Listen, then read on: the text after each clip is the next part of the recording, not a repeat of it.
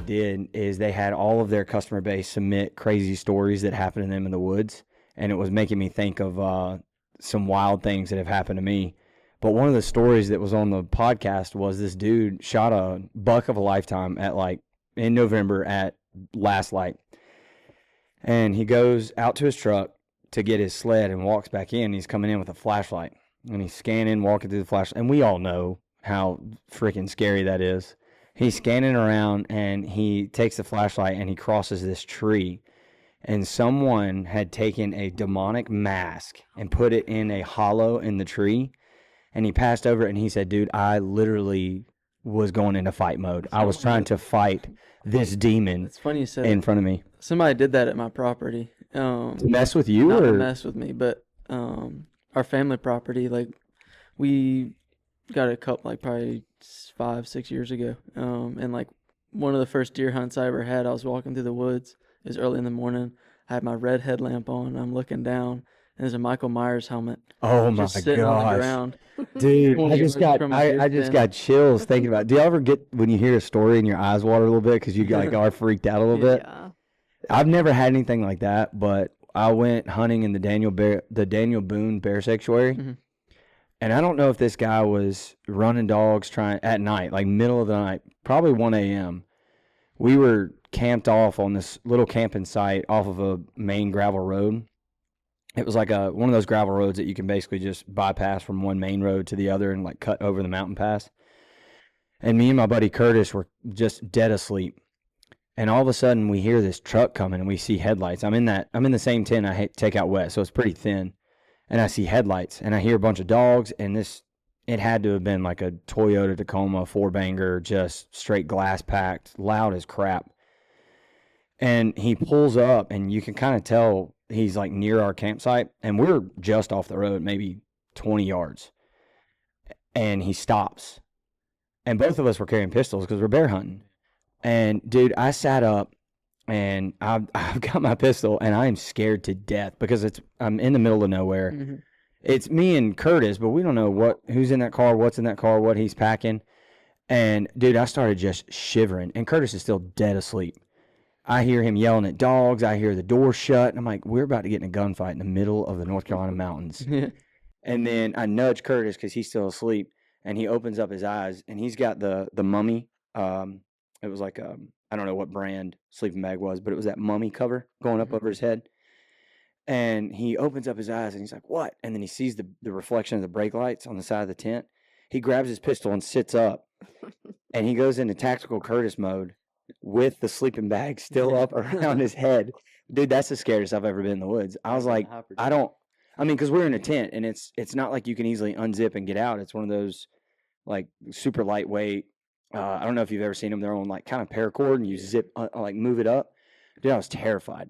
But I heard all those stories, and I was like, we got to do that on this podcast eventually. But all right, well, if y'all ready, let's dive into this thing. We are back with Landon, OT, and a special guest for episode 2 of the Sitka Southeast podcast. We made it through one episode without getting canceled. We're doing good. We're going to be reviewing Landon and OT's turkey hunts from this past weekend because you were on a WMA and you were at your property. That's in South Carolina, right? Mm-hmm. You were on your property in South Carolina, and as well as all the Sitka gear that we've used throughout our turkey season so far. And we're going to be chatting with a certain special someone over here in the corner, Miss Catie, who just so happens to be Mr. Landon's new bride. You guys, you've been married, 3 weeks? Yep. April 5th. Got married on Easter. Let's go. Happily married. Breckenridge, Colorado. Dude, I know, I heard. Yeah. That was epic. But I do hear that somebody shot their second bird ever 2 weeks ago? A week and a half ago. 2 weeks. Yeah, 2 weeks ago, second weekend of season. Awesome. Tell us about the story. He told us a little bit about it, but tell us that story. It was crazy. We were hunting on his family's land, and I don't know what it was. We had birds firing off. We actually had a hen going crazy, and Lana was, what is it? Louder? Oh, okay. It was a really crazy hunt. Landon was calling, and we had gobblers going crazy. We had a hen going absolutely bananas, and eventually the gobbler just stopped. He went after the hen, so we kind of gave up. Landon was not happy because he actually had just lost his favorite new mouth calls. We had no idea where they went, so he was just kind of using what he had in his turkey vest. And so we decided to go back to the house, help his family out with some furniture that they needed to load up.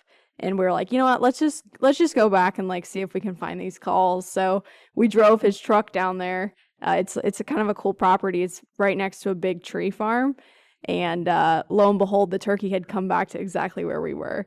And he was hammering off. He was going crazy. We've got some awesome footage of it that we're going to put out later. Is that the sample video you showed us Yeah. of him kind of like peeking up? Yeah.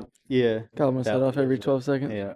He was going crazy. He probably gobbled like 30, 40 times. But it was wild because we pulled up in the truck and he was literally 50 yards away from the truck. Didn't care at all that the truck was there. I'm like, Landon, let's get out. Like, I'm going after this thing. And I'm like opening the door slowly, getting my gun. He's like, wait, we got to stop. We got to go back. We got to pull back so we can get into the tree farm, call him to us. So we had like nothing. We didn't have like half of our gear. But eventually we like got out of the truck, made our way up the hill into like the tree farm area, posted up against some cedar trees, and Landon called him in again. But that turkey walked right by the truck. He didn't care at all. He just wanted that hen. Just posted Yeah. right by the truck and Yep. got it done. Yeah, don't lean against a cedar, lean against a raptor. Yeah, it was funny. It was really interesting. It just goes to show like you've got to be patient. I mean, it was probably 40 minutes after he probably stopped calling that turkey came back. That turkey had made a beeline for that hen, which was the complete opposite direction. So you hadn't made a call in 40 minutes or so? Yeah. Yeah. Like he was on the roost, and when he flew down and kind of went the other way, so we're like, oh, we'll come back later for him and give it a shot. But It was crazy. It really just goes to show you have to be patient. Oh, yeah. We were talking about that a little bit last time, is less calling is better. Make him curious. Curiosity. Curiosity killed the Tom. Doesn't work great for me, but How was that compared to your first turkey? The first turkey was actually the same exact property. The first turkey was a Tom, which was exciting. This was a Jake, which is totally fine. Nothing wrong with a Jake in North Carolina. That's what I'm talking about. Yeah. Jake? I know it's illegal in a lot of states. I don't know how many, but I feel like there is a stigma against Jakes. But South Carolina, unfortunately for OT. after he told me I ain't shooting a Jake this year. second weekend, He told us last week that it was a Tom and it had like an 11-inch beard. What's happening now? right. beard rot. But my first turkey last year was really cool because it was more of like the run and gun experience. So we actually probably up in ran the- almost a mile to get to this turkey. And he ended up calling the hen in first, and then that Tom was after that hen. So that's how I ended up getting to shoot the Tom last year. So it was like just a different experience. So it was more of running gun the first time, and then this time was just extremely spontaneous. Like we didn't have anything. Like I don't even know if I had my vest on. I didn't have a gun rest. Like I didn't like I somehow managed to like get the cameras and stuff. Like it was very spur of the John moment. Henry. Made it happen. Yeah. It was pretty. My gun is extremely heavy. Yeah. I shoot like a 22-inch barrel 870. Yeah, 12 gauge with Daggum a red musket. dot. With red dot. It's heavy. It's really heavy. I just added a red dot on it, and You know they that make probably like added, new age technology shotguns, right? no. I said that's the next gun I'm gonna buy is a lightweight shotgun because last deer season I bought like a really nice camo lightweight Savage rifle, which I love. Oh, deer I season. love 30 Savage aught rifles, six. dude. Yeah. Well, I shoot a 308, but I Yeah. love Savage rifles. They are awesome. The lightweight's important, especially I feel like it's hard with turkey hunting because you have to hold the gun up for so long. And you have to sit still. Yeah. You can get away with it anywhere else, but turkey hunting, you Agree. gotta sit still. So I think that's on my agenda for next year is get a cool camo lightweight shotgun. Well, I hear that Benelli uses our patterns. Just Yeah. saying. Yeah. I should be talking to you. Just saying. Yeah. But I hear that. So Lane and I were talking about this a little bit. He said that you had a really cool opportunity with the Sisterhood of the Hunt Yeah. that you actually got through the connections at this store. Yeah. One, tell us what the heck Sisterhood of the Hunt is, and then two, tell us about this opportunity. Yeah, I'm super excited about it. So Sisterhood of the Hunt, still getting to know it, but it was founded by a girl named Laurel and a girl named JC. And they wanted to find a way to continue to like introduce women into hunting, not just people who have grown up hunting, but like people who have never hunted before. And they had an event here at the Sitka store, and I met JC here. And she was like, you got to come join us on a hunt. And it was just kind of hard with schedules to figure out a good time to join. But this year I'm going to do a turkey hunt in Wisconsin. So it's a 3-day hunt with an outfitter. There's 4 of us girls going. Well, that's awesome. Yeah. So I'm That's gonna be super so excited to experience like an outfitter, but then also just like hunt with girls. Obviously, I love hunting with Landon. He's You've my been replaced, my friend. hunting partner, but I love that they're so passionate about like finding ways to like get women into the outdoor industry. They've got a lot of great connections. They go to a lot of events. They go to like all of the annual shows, stuff like that. So I'm super excited. Just the female community in the hunting industry is like very tight. Yeah.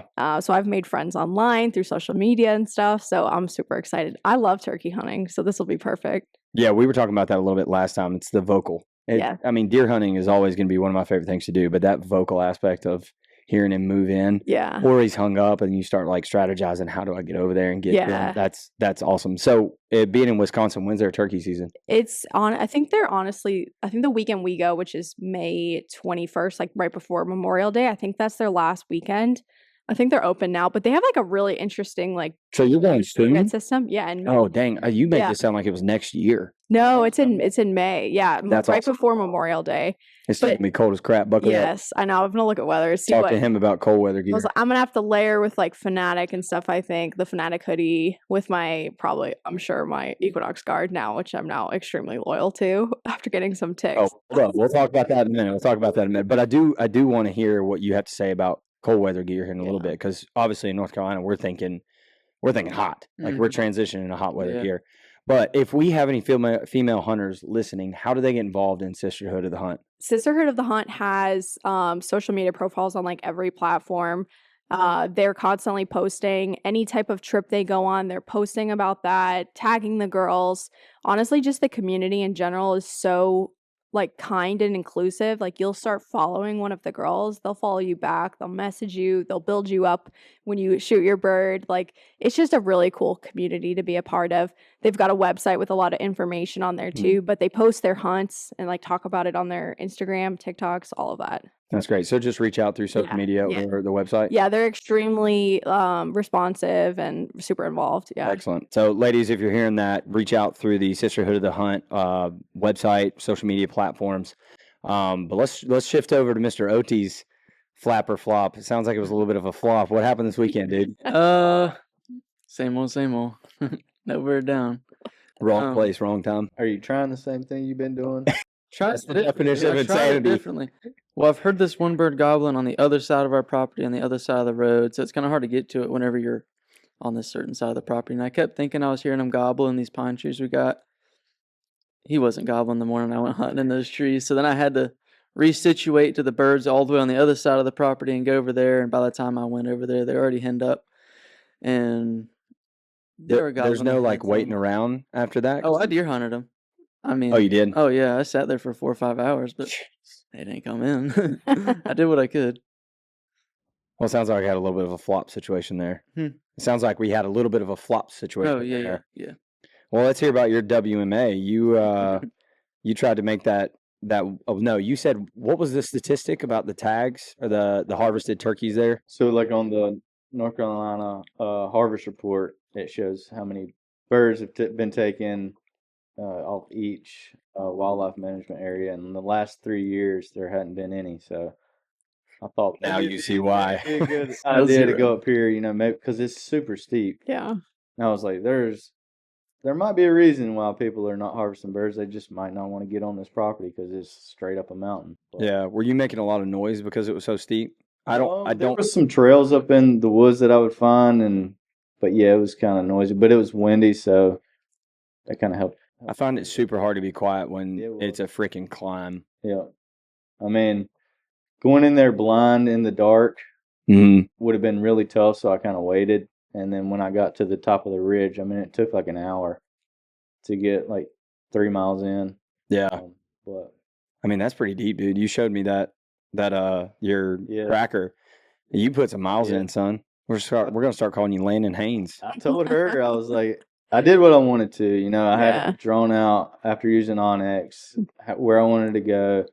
I hit all my spots, never hurt a bird. So what do you do? Will you go back? I don't know. Maybe deer season. Maybe so. it was an adventure seeing like the beautiful views and just Mhm. like the new land. I was seeing deer and stuff, but You were seeing deer? Yeah. At least you were seeing wildlife. yeah, I mean, I would say it's worth my while, but maybe I'll try somewhere It's a different. good day in the next time. outdoors. Yeah, Yeah. absolutely. Well, if you go back for deer hunting, I want to go. But let's talk about what we use. So you hinted at a little while ago, you had some flops with your gear, Mhm. and it wasn't that the gear didn't perform. It was you were missing a key feature Yeah. of what we were talking about here. But so we have quite a few things that we use differently, all Sitka gear. You ran guard. You were running guard. Run guard, yep. OT, you were running guard. Yes. Okay, I ran guard. And then you were running. What were you running? I had the core lightweight top and then the women's cadence pants on. Gotcha. Okay, so which are not Equinox guard Correct. protected. Right. Correct. Explain what Equinox guard means for people that maybe don't know what that means. You want the OT to talk about it and our tech talk? OT Tech genius, Talk. or Maybe OT should talk about it. Here, hand that to him and let him fold it, and you talk about Equinox There you go. guard. Well, Equinox Guard is going to be your fully bug-proof system that Sitka provides. And the leg, you have gaiters that you stuff into your socks, so it keeps it from ticks and all bugs from crawling up your leg. But it's not like a legit gator. It's like a thin, it's like a It's- thin material. Yeah, it's a thin material. I'd say it's You say gator in my world, you're like, that's not going to feel good in my sock. you're well, thinking outer gate. Yeah. Yeah. brush gators. That's Yeah. that's an ankle gator. But they have full permethrin in them, permethrin, however you want to pronounce it. I think it's permethrin. Debatable, but Depends on what Good part up of North. to Yeah. 75 washes. Yep. Which good to that's the really- lifetime of the yeah. product. Yeah. That brings up a good point. How often do y'all wash your stuff? Oh, good question. Well, We- after we each just wash it like occasionally. I'm kind of like, I want the garment to do the most it can, and Yeah. of course, when you wash it, it's going to go down. It's gonna a little decline, bit yeah, each time, Decline. We yeah. did something this year that I think actually was a game changer for us in deer season. We actually got like a clothing rack and hung it out on our patio, and we kept our clothes, our boots, everything out there all season long. And our stuff, like I feel like that really helped us with scent control last year. I hear guys doing that out in Ohio Yeah. all the time. I've watched a couple videos where, like, they come back to camp during the day. They take all their clothes and go sit them near the river, on the Yeah. trees and like the bank to make them smell good. Yeah. And this dude that was part of this video was from Spain, and he's like, "What are you doing?" And they're like, "We're controlling scent." He's like, "You cannot control scent." Yeah. And it was really funny the way he said it. Obviously, I'm not doing it justice, but I smoked my clothes last year and it Yeah. worked really well. you smoked them. Yeah, so I seen it on a it was Southern Outdoorsman, I think it was. They interviewed this guy, and the natives, what they used to do is they'd have a campfire and they put all their garments. Obviously, they weren't fully clothed as much as Their we are now. Yeah, they would smoke. They would smoke anything that they'd be wearing, any utensils and all that. And to be honest, I didn't get busted by one deer this year. Really? Yeah. That I know of. Obviously, there could have been a doe a couple hundred yards away that got caught wind, but I just put it by the chimney and I blocked off the top every 10 minutes and let a couple puffs of smoke hit my clothes. That is wild. I did that to every piece here. One, I smelled good, but then, like you see nose jammer and stuff like that. Yeah. It's a natural nose jammer because fire is natural. Yeah, it's a natural It's a scent. Yeah. natural scent. Especially if you're in an area where there's been a burn recently. Yeah, so I personally think smelling like a fire is better than smelling like vanilla ice cream. Yeah. But I've never really done anything like that. I've always just hunted the wind. Yeah. I do a lot of mobile setups, Mhm. like a lot of saddle setups. And I go in and, they have those like wind apps so you can see Mhm. where the general wind direction is going. It might be that way 200 feet above me, but where I am, it's swirling like a mofo. Yeah. So just choose accordingly. yeah. But as far as like core stuff goes, so there's a Core Pro and then there's a Core Light. What is the difference between the Core Pro and the Core Light? Well, it'd be Guard Pro. Core. Guard Pro? Yeah, Guard yeah. Pro. my Yeah, bad. that's all good. So you have Guard Pro, then you have Guard LT. Guard Pro, which I believe Yes. is what we have right here, has a zipper that goes all the way down the side, pretty much from your hip all the way down to the side of your knee. And that is the same. It's pretty much the same layout as our old Equinox Guard. The new Guard is more durable than the old Guard.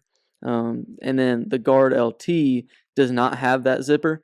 So for someone that might be hunting in, say, thicker areas, maybe like cutovers and stuff like that where you're going to be going through a lot of brush. I personally would rather just have the LT because if you forget to if you leave your zip down and you forget it, it might get caught on, say, a twig, a branch, whatsoever. But if you're hunting most of the southeast of closed canopy hardwoods and pines, the Pro is great because it gets hot pretty quickly whenever that sun comes up. So it lets you vent out. It's also a good layering piece for whitetail that you can have. I'm glad you said that. For stratus, what I always do is I'll throw on like whatever midweight or lightweight or gradient pants, and then I'll throw our endures on.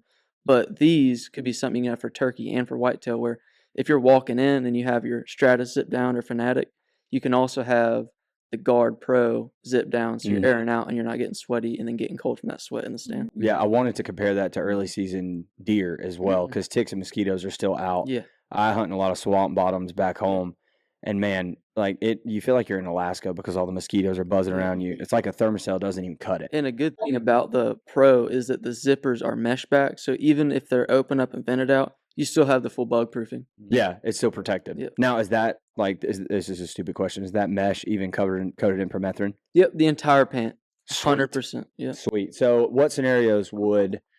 So obviously, you can't come in. Let's say I can't buy both systems. Which one would you go for in a specific scenario? So, why would you buy light or L? I'm guessing that's what LP stands for, light. And then why would you buy Pro? I would get Pro if you just wanted to get one, because you can have it zipped up, and if you're diligent with remembering all that kind of stuff, which is not, it's a rare scenario, but say you're used to walking through clear cuts, you're not going to use a zipper very often because it's thick. But I would go with the Pro because you have the option to use it as a layering piece and also as an outer layer because it's really durable, and you have more versatility. Like getting most bang for your buck, in my opinion, is really important. So being able to do that is a good option. I almost feel like the Pro are a little bit more stretchy too. For us that have larger legs, maybe I felt a lot more comfortable in the Pros than I did the LTs, and it might have been because I could have unzipped and moved a little bit. Yeah. But also, like you hinted on something, the zipper. I think zipper location on the Pros are amazing. They're not directly on the side of your leg; they're kind of tucked back around the back side of your leg.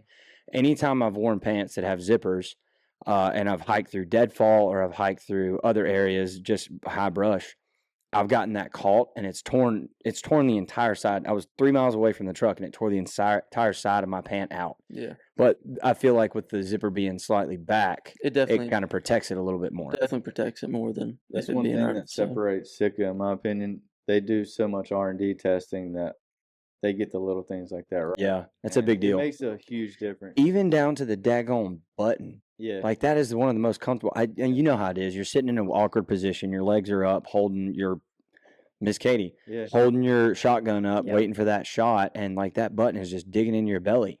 It's like the little things. So Landon got me this set, and we'll tell the story in a bit. Such a good husband. Yeah, very good husband. But the first thing I noticed was, he was telling me how you put the leg pant. Obviously, this gets tucked in, and your socks go over it. But it's down to the details and the fact that they've got the seams on the outside, so the seam isn't like up against your leg in your sock. That's smart. And so it was like incredibly comfortable in like a tight boot all day long. I mean, the details, like they obviously put a lot of attention into that, and you just can't beat the products. So you were wearing Pro, right? Correct. You were wearing Pro top and bottom. The jacket, or can you call it a jacket? It was Guard, Equinox Guard Pro bottoms, and then I was wearing the Equinox Guard Core lightweight hoodie. Gotcha. Okay, but it was still a guard system totally. Correct. It's all full guard. You didn't have a single tick on you, Yeah. and y'all were sitting right beside each other almost. Yeah. And you were wearing the Core lightweight hoodie and the Cadence pants, yeah. and you had ticks on you. Yes, I did. Did any of them bite in? Oh yeah, I had them on my side. I was monitor that thing. End of the day, I was doing our tick checks, and I had them on my side. I had to pull them out. Do yours still itch? No. Mine still itch. I had one bit in here. It wasn't because I was wearing the pants. I was an idiot and went and looked for sheds in the field across from our house in shorts. Yeah. And I had one bit in. It still itches. Yeah. I'm like to this day, and that was opening day. So 20 or almost 20 days ago. Calm down. I'm almost borderline nervous. I got Lyme's disease. God, hopefully not. Seriously though, that's no joke. And like just wearing like the guard protection makes you feel a whole lot better just walking Yeah. through the Yeah. woods knowing you're not going to be covered up in tick. Honestly, the Chiggers. All the above. the gator alone, because that's where most of them get in there. Yeah. We were doing an archery shoot, and I had one fall on my neck, and I was like, "What is on my neck?" Yeah. But I never worry about up top. I always worry about my feet Yeah. going by. Have y'all ever gotten into seed ticks? Yes. Mm-hmm. Oh my gosh, I've gotten They come in lucky the and hundreds. caught it beforehand, but dude! I was in my hometown scouting a public land area, and my buddy and I walked through a field. I didn't think about seed ticks. We get back in the truck and we're like, "Oh, let's go grab some lunch." We start heading to lunch. I look down. I'm like, my pants are moving. Oh God. Thousands. Yep. Thousands. And I look at him. I'm like, dude, I've got thousands of little bugs crawling up my legs. Anxiety just Awful. came right over you. Oh, dude, immediately. I look at him and he's like, holy crap. What is this? We whip it in. I literally just turn right. I see a driveway. I turn right.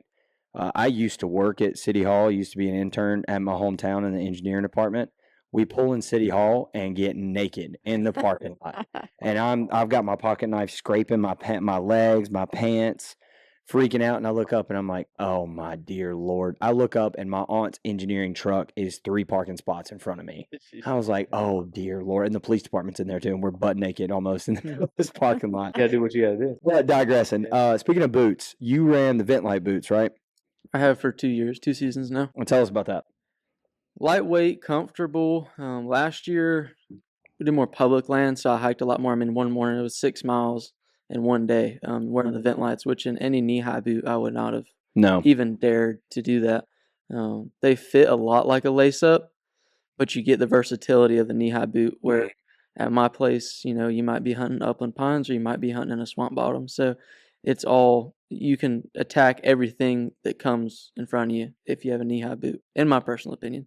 How is it with like the clog sound? You know what I'm talking about when people walk and the flunk flunk or they're hitting the gravel and you're like, dude, you're telling everything in the woods here that we are here. Or the back of the boot's so far from their calf and it's just Flop, smacking flop, their flop, calf flop. every time. It's like when you step forward and you pick your foot up and it falls like a flip flop. Yeah. Like flip flop but a boot.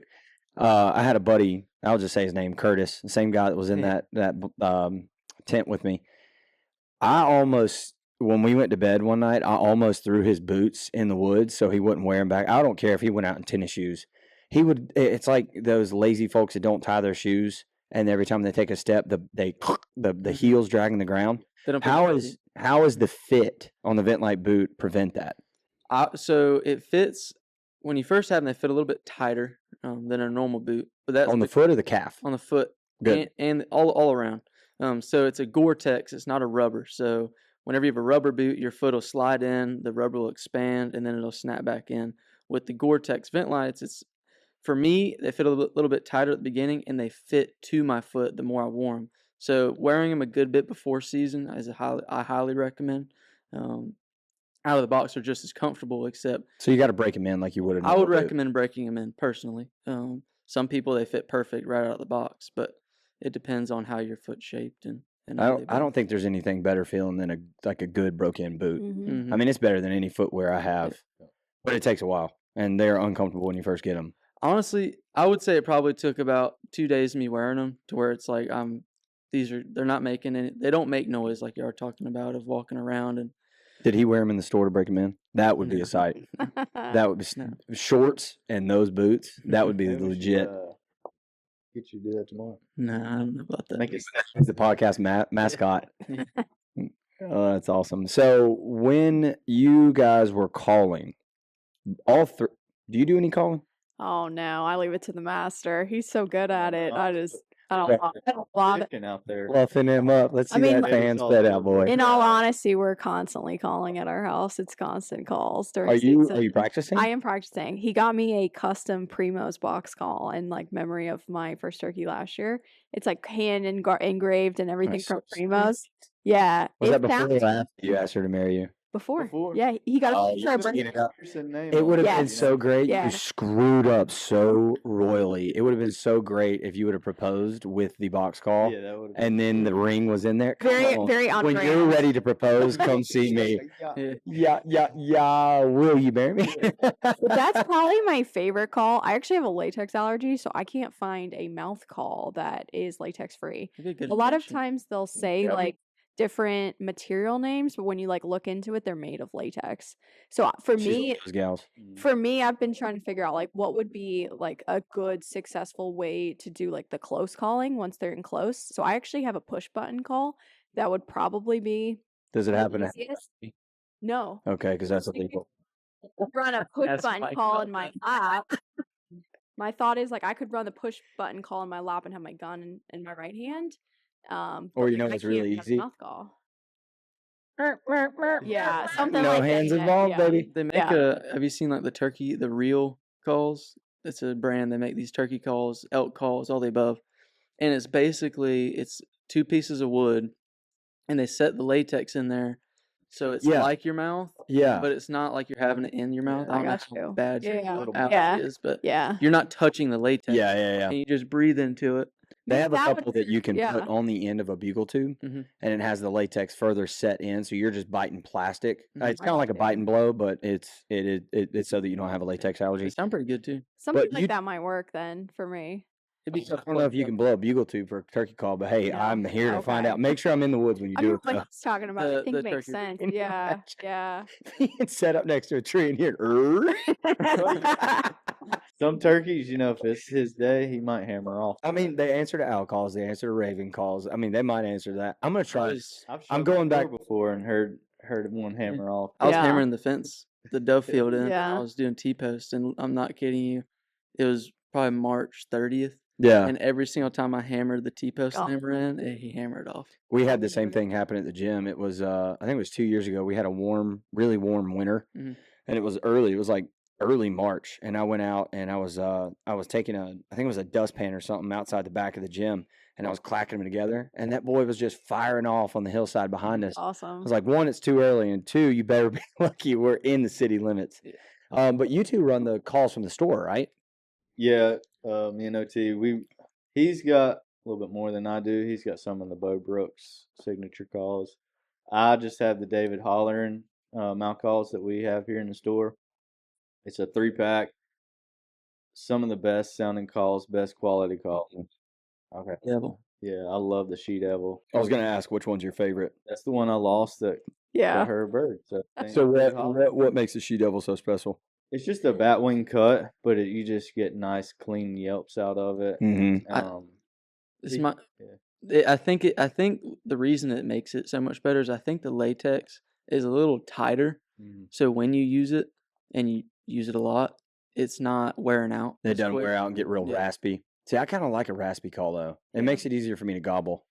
Well, he has the TKO, which is more of like you get a raspier sound for that call. Is that like a flat cut or just a notch?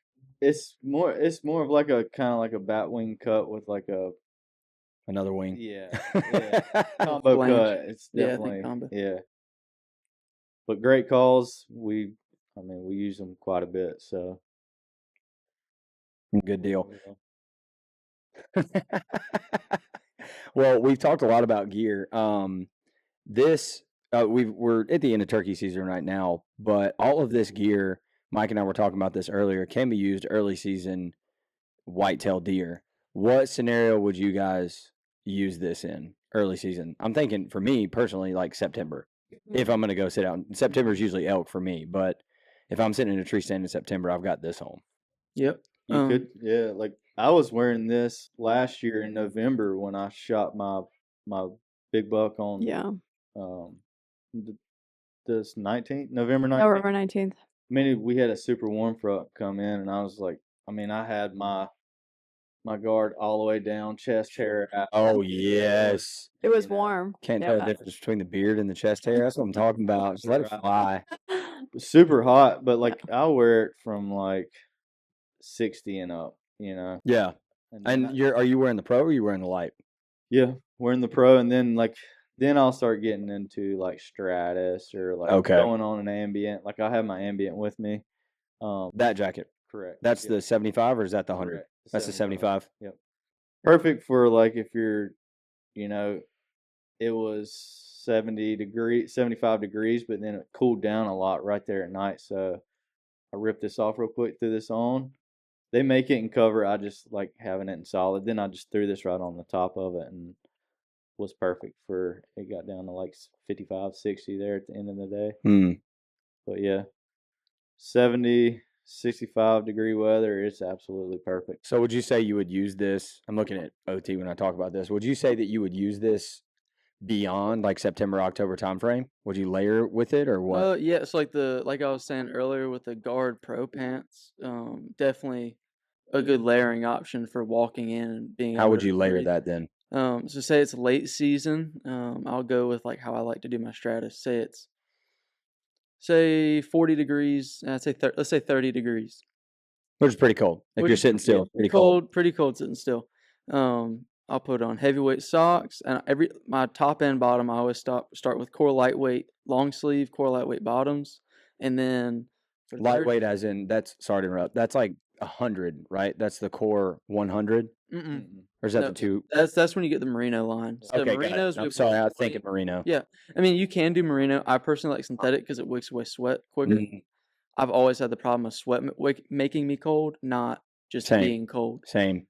So I'll do core lightweight, top and bottom, heavyweight socks, and then I'll do on that day probably a heavyweight bottom over that. Maybe not the gradient pants quite yet because it's not that cold. Mm-hmm. And then I'll do an ambient 100 over top, and then I'll do over the bottoms. I'll do a Guard Pro. So then I'll put my Stratus on, top bibs. I like bibs over the standard pant personally, and I'll do the jacket. And then I'll walk in. I'll zip my bib down, zip the Guard Pro down. So you got two vents. So I have two vents so that I'm airing out, and the cold air will get straight to my skin and cool me down instead of me overheating and then it having to wick through the pant. Yeah, and you'll probably have it set that way after you get set in the stand. You After sit I there get for a set. while, and then you'll zip up when you start getting a little Once cold. I get cold is then whenever I start to zip it up. That's good. That's good. Do you ever run into an issue like sweating up top at all? Because my legs usually aren't the problem. It's my My upper top body. sweat. I usually walk Yes. in, honestly, like if I have Stratus, I usually just walk in with my ambient on and Mhm. no Stratus jacket on yet. That's a great part about the ambient line. You'll probably hear that a ton, but like it's a favorite just because it's not windproof, so it's breathable. That's me. It's a synthetic insulation, so if you start to overheat, the name Primaloft Active is meant to be used while you're active. Yes. So if you're sweating, it's gonna wick it away quick, and then it's also super comfortable. So as soon as you cool down, you throw the Stratus jacket over it. It's just gonna insulate you at a comfortable temperature. It's not gonna try to get you into frigid temperatures warm like say a Kelvin would. That's good. That's good. Anyone that's listening to this before we end up talking 2 hours about Guard Pro system, anyone that's listening to anything we have here, we actually created a podcast promo code. It's called Podcast 15. If you come in here and you get any of these items, the Guard Pro systems, the light systems, Landon's going to talk about his turkey vest here in just a minute. You'll get 15% off at checkout. Just make sure when you go up to the register and see those fine people up there, say Podcast 15, or just say, hey, I heard about this on the podcast, and we'll slap 15% off of your total checkout. But I'm eager. I'm a big gear guy. I'm like making things my own. I'm eager to hear how you run your vest. So I'm going to tilt my laptop down just a little bit and let you pull that bad boy up here, and let's hear that thing. Well, I guess I can start out. Let's see here. All right.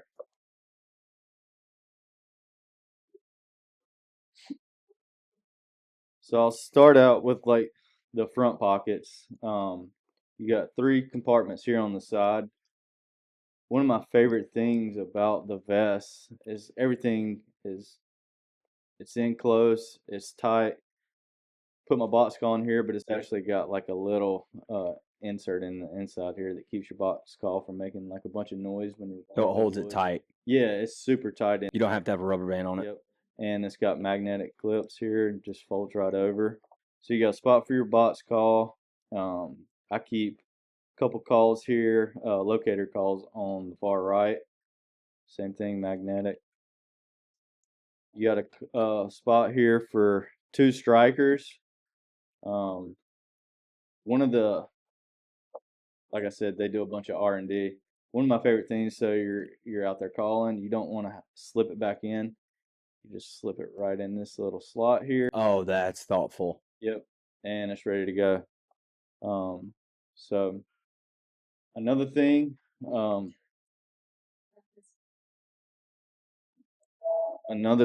Technical here difficulties. is you got these quick release connectors here. Super cool. Like I nice. always you can just one finger flick it up and it comes apart. But got a spot here for 2 friction calls, pot calls, 3. You can keep 3 or 4 mount calls in there. Then you got a little compartment here. I keep my conditioner in there and some chalk. So everything that you need right It's always ready. He said conditioner. I was like, I can tell you have hair products. That's cool, that's for When you got to open up that light, that the inside, like another cool feature is you got all these compartments here. I keep my shells, gloves. I'll put my wallet in there. Anything like keys. Got to have that hunt license on you. Your tags. Tag. My gosh. Do you carry tags even though it's all virtual now? South Carolina, you have to. Oh, you have to have tags. tags. Yeah. Gotcha. So they hadn't caught up with the times yet. Yeah. Mhm. South Carolina's old school. Yeah. North Carolina's got one thing up on somebody. Then the back of it, which I really love. I think this is what kind of sets this vest apart from most others. It has these like little side straps here. I keep a little small blind in there, and you can just cinch it down. I saw that in your Instagram video. Yeah. You deploy that up, and it's just basically like a little. So I can keep a full blind just right here on my pack. Also have it on this side. I'll keep like a shooting stick or something maybe on that if I want to carry that in there. A small chair. You could put that Yeah. on there too. Those little chairs that come with your blinds that are like good enough for one butt cheek. Yeah, pretty much. I'll keep my thermocell on this outer pouch here. It don't have like a zip or anything, so it's easy to slide in and out. You got orange here on the outside that if you kill a bird, you're walking through some public land. That's you can smart. Pull this out. That That's way real smart. You're not gonna get shot by another hunter. God forbid. Always keep water, hydration pack. I have that same bladder, I think. Yep. So Was that an Osprey? Yeah. compatible. And then it's got a big compartment here. I always keep some TP in there. You never know. Some dude wipes. Dude wipes. Every hunt, Yeah. I feel like Every hunt you got to Pretty go much. do business. That's bad. it's usually I'm usually the problem. Oh man, that's why you hunt with a bucket. You just turn that bad boy over. Yeah. I'm just kidding. I'm totally kidding. I don't do that. Another small pocket here. I keep my turkey tote in there. Any like knives or something like that. But has a ton of room, and I think the seat's super comfortable. It has a lot for it to be such a small vest, compact vest. Yeah, it doesn't look like much from the outside, but what you just ran through, that's a lot of stuff you're carrying. Super light, and it has these straps here on the top. You can adjust. Tension, How tight you want it. like On the shoulders. a Western pack. Yep. Yeah, like how you're carrying load, and you can adjust the size. I see that. Mhm. Yep. Most people don't realize it comes with a turkey tote. Yep. Strapped right on there. That you. Oh, you just you lasso that around the feet. Yep. Yeah. That is Just let them know where smart. Yeah. It's got everything that you need. I really love this pack. I've tried a ton of packs, and this one here is very thought out. And Well, that's what I didn't even know my 360 cam. that's what you buy when you get quality. Is you got a product that has been tried and tried and tried and tested and improved upon, and maybe the first version didn't work that way, but over years, like, hey, it'd be really cool if this had this feature, and next thing you know, you get the ultimate. How do we make it better? And you improve upon it just like that. Yep. And another thing is, like right now, those vests are on sale here in the store. You can get it for $225, which is a heck of a deal. What's the normal price? $300. No, So, that is a good price. yeah. come get them before they get gone. They will get gone. How many do we have left? You know, inventory We've lead. got a dozen total. We probably got about 6 in cover and about 6 in earth. So they Oh, so get fast. Yeah. and you get 15% off on top of that. So you might as well come pick one up. Correct. You're missing out if you don't. But that is our turkey setup. That's everything that we ran. That's all the turkey stories from this season so far. I do have a question for y'all. Mhm. So I got 40 acres, not a big plot of land, but I still got Tom showing up on camera. If you had the chance, would you go make another run before the season ends? I've already shot one turkey off this property. Would you go for another one? I mean, I'll tell you this much. If you give me the coordinates and you don't want to do it, I know a guy.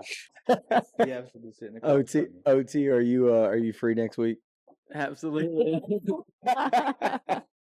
We might have to make that happen. I was wanting to get me another one. Going Friday and Saturday. You're going to your property Friday, Saturday? Mike let me get off. Well, good. You can come Thursday. Mike and he's off Thursday night as well. You can come to mine on Thursday and then drive to yours on Friday. Tomorrow night? No, next week. No, yeah, next week. I'm off this week in South Look, at him, Carolina. look how excited he's getting. He's like, Brother, oh, I'm God, pumped. Turkeys. I'm not going home. Oh, till the man. end of this year. I'm warning you though. You come to my hometown, you might get about 10 degrees dumber. If anybody's listening to this from Eden, I'm sorry. It's the truth. Might be But the hey, same. you'll have a good time. We'll make sure you have a good time. But we got some interesting things coming up. Our next episode, we got a dude named Tater Hog, who is a local legend that I'm finding out. One of my best friends is like conducting this whole thing, connecting us and everything. He's a pro fisherman. He's actually fishing a tournament on Lake Norman Monday. So he's going through. He makes his own baits. He's actually sold the mold to a company that is now mass producing his bait mold. So he's coming on to talk some post spawn fishing tactics, and it's kind of cool because he's giving the tactics that he literally will have used 2 days before that in a tournament and hopefully win. It was funny. I got a text message from my buddy this morning. He's like, "Oh, speaking of Tater Hog, I just drove by. He's got a giant logo of Tater Hog and a picture of a pig on the side of his boat." So that'll be a fun episode. But after that, we've got a couple major shifts that we're going to go through. So we're finishing up turkey season now. Hopefully, the next episode, either OT will have gotten it done in South Carolina, or I will bring him and hopefully get one done then. But we're going to make the shift to whitetail. So we're going to start looking at early season prep, how we're running our cameras. And then we got somebody who's going to tell us that we're running them exactly wrong 3 weeks later. But how we're running our cameras, gear that we use in early season stuff, such as like, when we're setting up cameras, what's one thing that you have to have on your hip or in your pack, taken in there. We've also got Jeff Cordera over at Barefoot Archery coming on to talk about early archery season practice and bow maintenance. Like, if you're anything like me, when I get done hunting for the season, that bow goes up for like 2 months because I'm just tired of pulling that thing back. So I put it up, and then I usually do what everybody else does. I get it out, knock the dust off of it, blow it with the blower a little bit, grab the arrows, and go start slinging. I don't check limbs. I don't check strings. I don't check spindles, nothing. Bearings, no. It's going to blow up in my face one day and literally blow up in my face. So Jeff's going to come on and talk about maintenance and what you should be doing from like an early season prep stage. And then the Rupert Medford. I think all of us are really excited about this episode. He's a deer biologist. He's our district biologist. We're in District 9 of like the NC wildlife separations. But he obsesses. I thought I obsessed over bucks. He obsesses over bucks. It's literally his job. And these emails that we have going back and forth, man, he is just going to be to use your language, he is going to be a brute of knowledge. Loaded knowledge. And dude, just the things that he's spitting at us right now. Like if you don't want to listen to fishing, you don't want to listen to turkey, tune in on that episode because this guy is going to be probably a game changer for a lot of our seasons coming up and for our listeners. But then also later we've got Hunter Purdue. He's an NC wildlife agent that runs in the same neck of the woods that I grew up in. And he's going to talk about public land opportunities and how to scout and how to address them, how to apply for certain ones, how to apply for some that are maybe like beyond special permits. So we got a lot of cool guests coming up on the pipeline here within the next 3 to 5 weeks, I would say. And then event-wise for the store, we've got the Sitka Challenge that is June 13th. That's a Saturday. mid-June. That's going to be at not Three Rivers. I said that last time. Rocky River Archery Club. Is that right? Rocky River Archery Club. Yes. Got it. And we're not live on that link yet, are we? Okay, cool. So next week the social media sign up is going to be open, and that's going to be on our Instagram, right? The Sitka Charlotte Instagram. Cool deal. So keep your eyes out on the Sitka Charlotte Instagram account for the registration links for that, and then the 4th of July. We covered this a little bit in the last episode, but I don't think people know how big of an event this is going to be. Like it's a couple hours to come here.